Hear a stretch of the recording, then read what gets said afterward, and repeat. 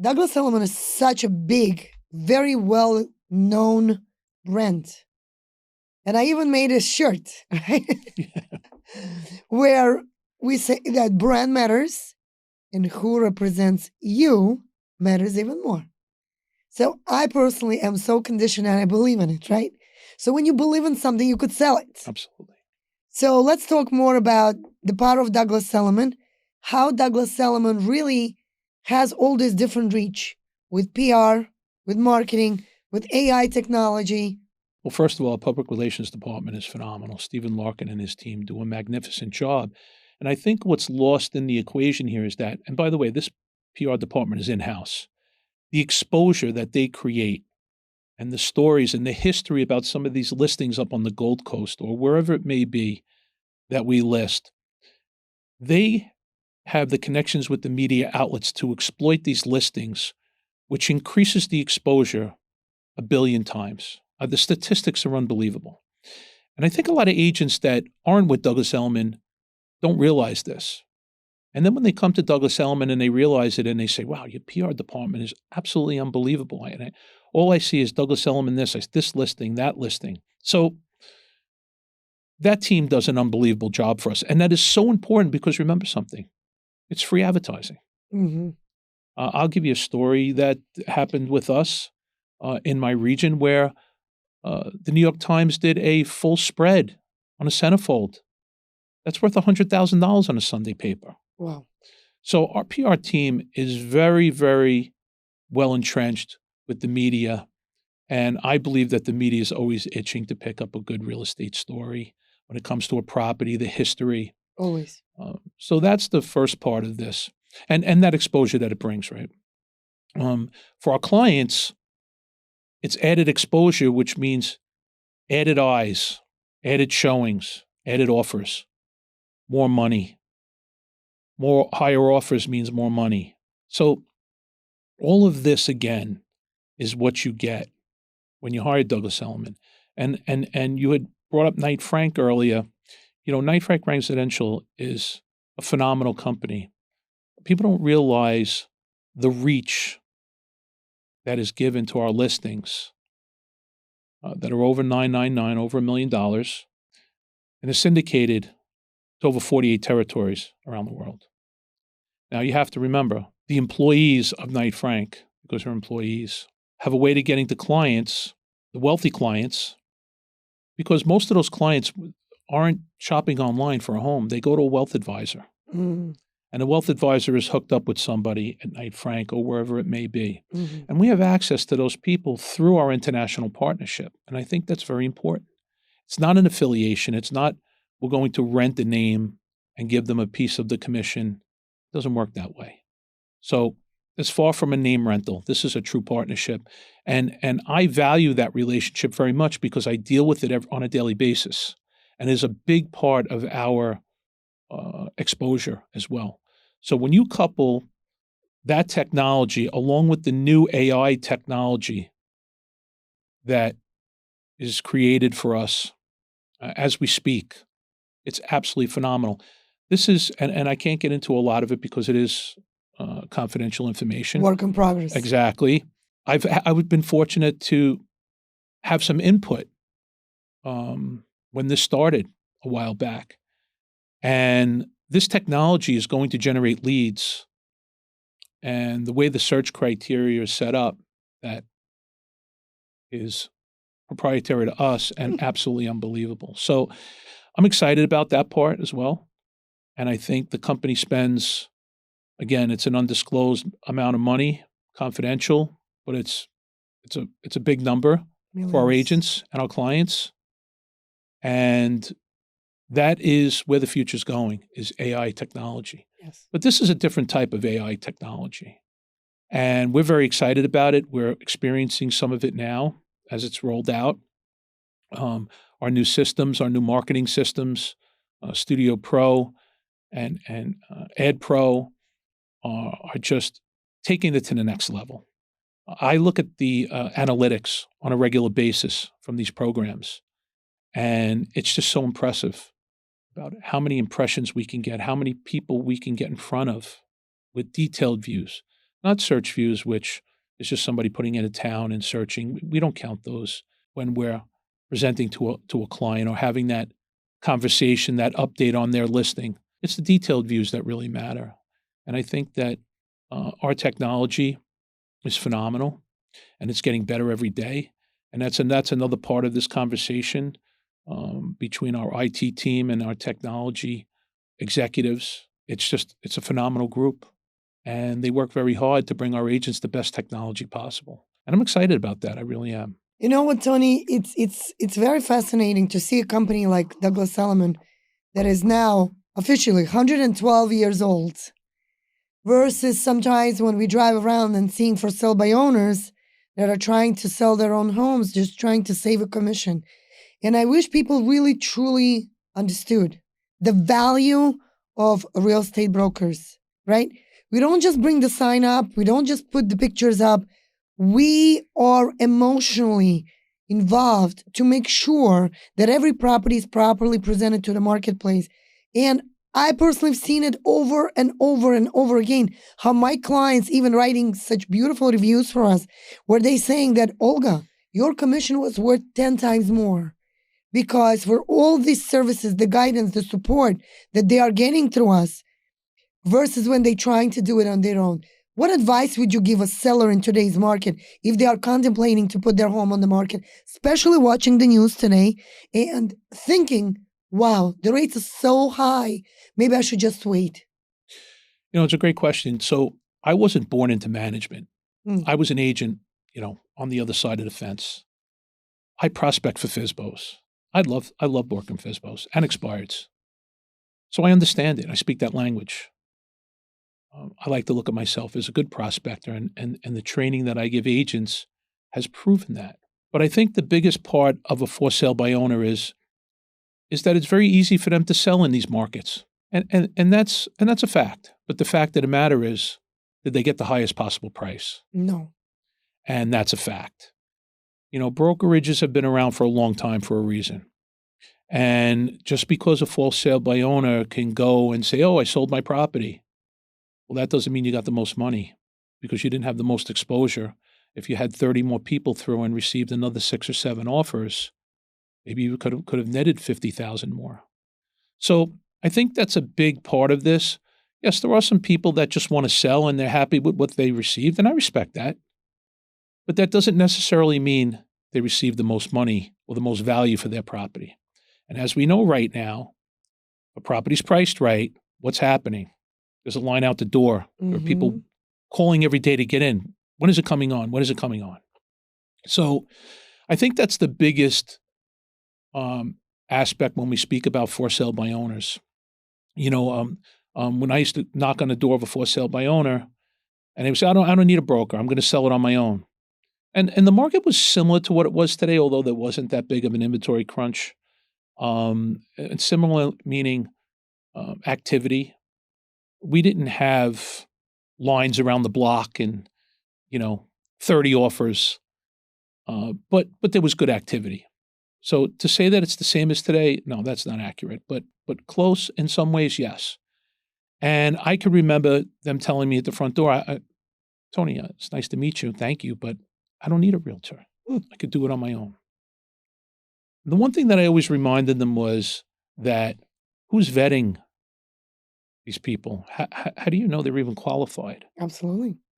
And how do you know who's coming into your house? So I think there's a big misconception when it comes to that. Now, if the agent is good at what they do and they're vetting the people properly or having the financial people vet them, because obviously, look, we don't vet financially, right? We have the specialists. That's their department. We have them vet the buyers. Talk about the banks. Absolutely. How do you know that the person's even qualified? Sure, they can give you an offer, but how do you know they can even afford to buy your house? So that was the big thing that I'd like to have that conversation. And I got many phone calls back after 2 or 3 weeks. And you know what? I'm tired of showing my house, because a buyer's never going to tell the seller or for sale by owner seller their true objection. They're not going to say, oh, yeah, your house smells like animals, if there are animals in the house. They're not going to do that. They're not going to give their true objection to the seller. And I found that very interesting. That's why I like to deal with FSBOs. It was one of my things. I think sellers are missing out on a lot of internal conversations that we are able to retrieve from buyers. As a matter of fact, someone posted today on Facebook, what is the right answer when you're showing a property? A, is it to make sure you know their financials? B, is it building a rapport and connection? D, trying to sell them a property, get an offer. And it's like, build a relationship. Absolutely. Because if you build a connection with a person within minutes, you're able to get everything out of them within seconds. When I personally show property around, I could take you around, Tony, and within seconds, you're going to tell me everything about anything I need to know in the benefit of a seller, right? Not because I'm being nosy, not because I just have nothing else to do to get into your personal life, but because I do not want my sellers to waste their time, put themselves in the contract, and then result into very unsuccessful outcome. We vet them. We make sure that they are qualified. We make sure we dive deeper into their financials. Have they had bankruptcies? Have they co-signed for anybody? Is that going to affect their financial ability to qualify to get a mortgage? We ask all these questions. But I think the most important part that I want you and I to cover is negotiations. All right? So if for sale by owner is unrepresented seller and he has no one on his behalf to represent him, so he's trying to save a few dollars on commission, but then he's unrepresented. That's right. So who is negotiating, Mr. Seller, on your behalf? And this is the question I always ask. So look, Olga, there's no doubt we're in the relationship business, right? It's a fact. A good negotiator is going to not only protect their client, but advise them on what can go wrong during the course of this transaction. Correct. How does that for sale by owner know if this person has a house to sell? And it's going to be contingent on that. Yep. Is the down payment liquid? Correct. Is it in this country? Yep. Or is it foreign money? So, and again, we let our financial people verify those things and qualify the buyers because we shouldn't be as realtors. But the fact of the matter is, how does that for sale by owner really know these things, or even have even crossed that path and even thought about it? A lot of times what happens with for sale by owners is it's too late. They'll accept an offer and then only to find out that that offer cannot stick. And that's when the frustration sets in. So now they've not only waste time, especially this time of year. You know, most people that are selling this time of year say, well, I think I'm going to wait till after Labor Day. Why? To compete with more listings? There's nothing on the market in your area right now. You could be king. Yeah. With a for sale by owner, maybe they're putting it on one site or maybe they're putting it on one aggregator site. And that's it. So it's very interesting when you dive deep into this, the situations that can go wrong, because we all know that everything's more labor intensive today. So for an owner to sell their own property, they have to experience the same labor that we go through on every transaction. It's never been this labor intensive. And I think that's what I enjoy most about this business is overcoming those objections, helping the agents overcome those objections, and then getting to the closing table, and then eventually the check and getting paid. Tony, let's talk a little bit more about the structure of the deals right now, nowadays. Mm-hmm. Do you see a lot of hiccups going on where people are emotionally not able to handle the market?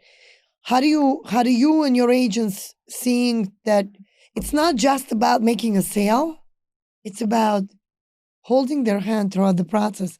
And you and I have a case right now with my partner, Eileen, where the situation is that it's rough.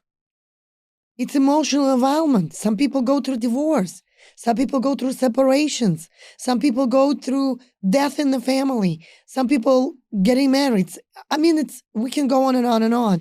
The personal events that are happening in people's lives, how much do you and your agents and us including get involved into navigating this area to iron things out so it's okay? It's a great question. To feel this way. It's okay, Mr. Seller, to not feel like right now is the right time. It's okay for you to think, that right now the rates are high and you don't want to do this. It's okay that you think it's the summertime and no one is coming through your door. The other day I had an agent, was in the office. I was on my computer. It was early in the morning. Come in and knocked on my door and came in and said, "Hey, Tone, how you doing? Look, I just want to stop in your office and say hello before I come to you with my next problem." And I said, "That's fine, I think what's happening today, and we're all experiencing it, is the situations in the real estate market kind of mimic what's going on in the world in a lot of cases. And when I say things have become more labor intensive, things have become more complicated, sometimes for no good reason, whatever it may be. And we're not going to really go into all the specifics because we could be here for 3 days. But the fact of the matter is that the agents that are aware that there is a problem and do come and speak up and ask questions or maybe for a second opinion, I don't like to say that agents come for help. I believe they come for an opinion. Advice. That's right. And a lot of the advice is simple answers, but they're not always rectified with a simple answer. More has to go into it. Communication is big today. If you're not communicating properly, there's always going to be a problem. So communication is big, and that goes for management to agents, that goes from agents to customers and clients, that goes for everybody. So I think communication is a big part of this. I think preparation in advance is a big part of this. When you're sitting your seller down at the table, you need to have the right conversations with them. You need to prepare them. Before your buyer goes in and makes that offer, in a competitive environment, right? That's exactly right.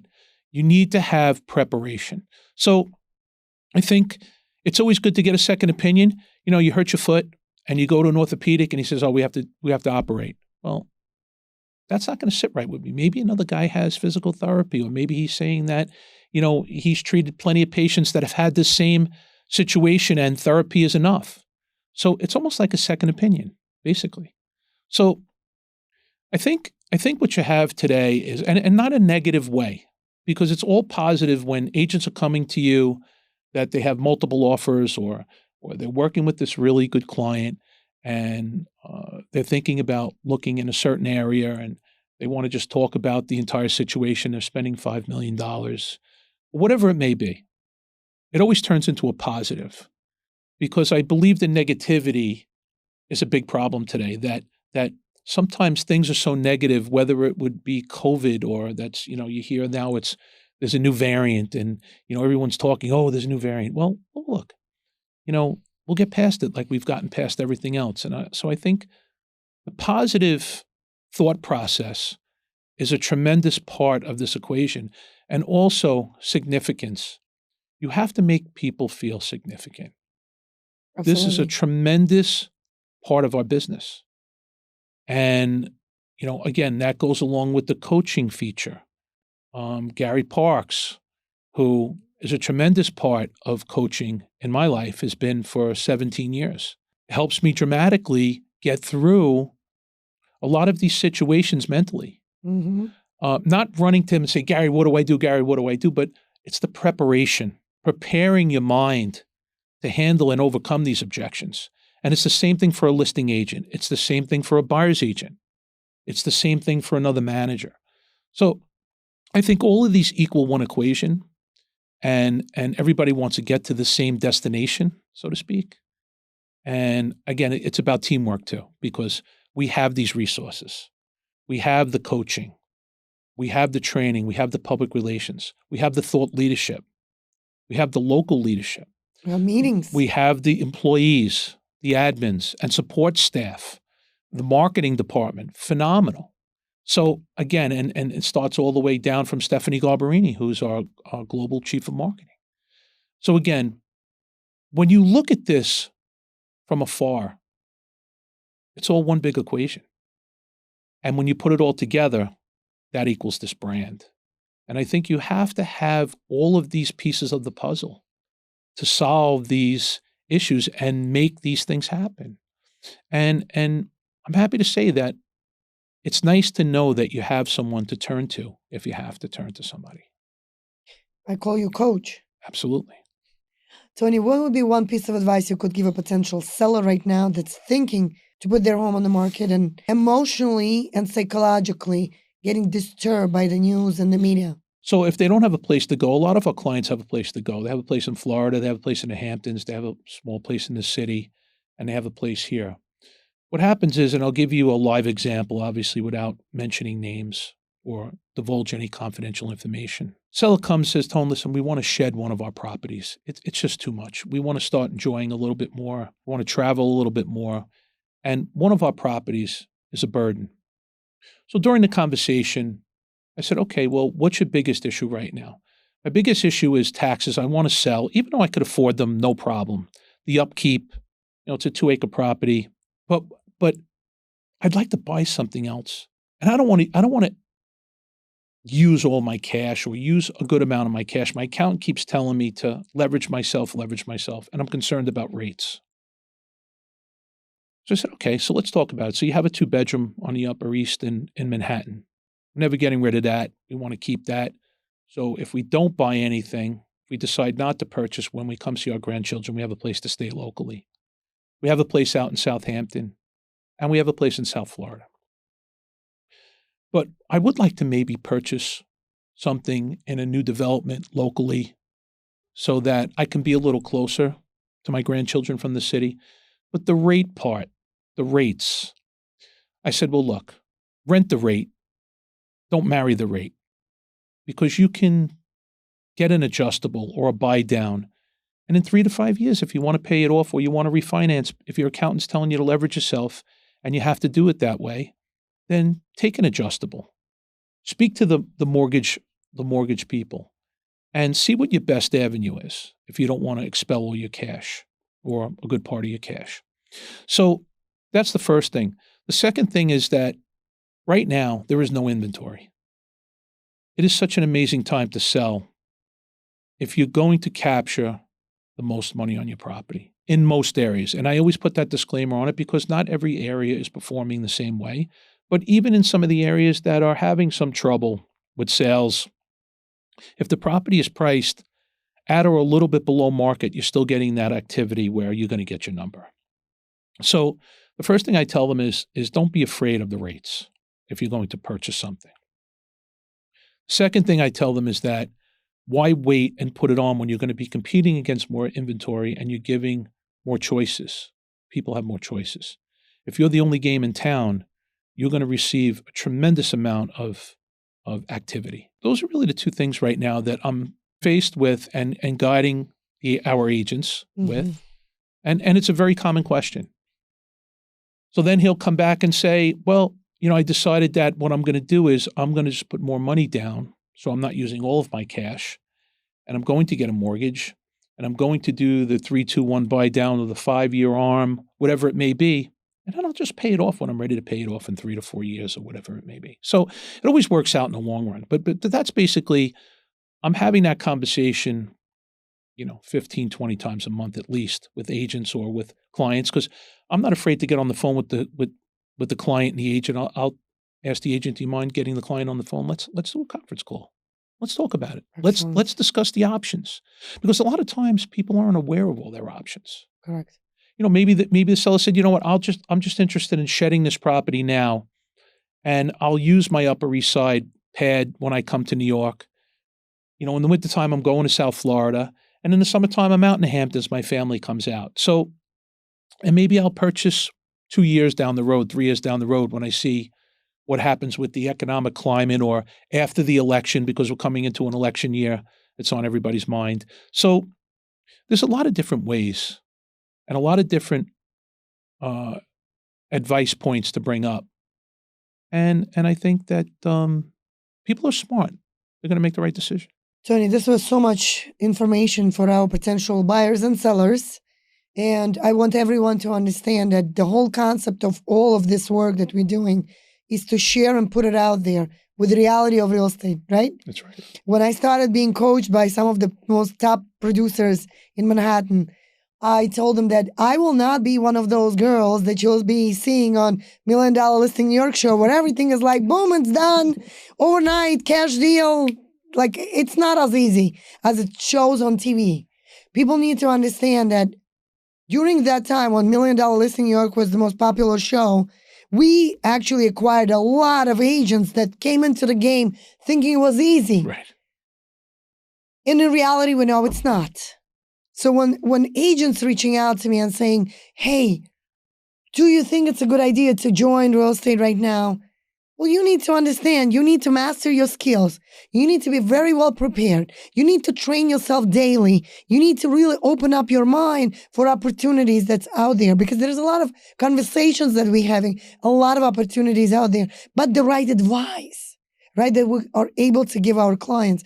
And I always tell my coaches that I will be the girl that's going to speak the truth.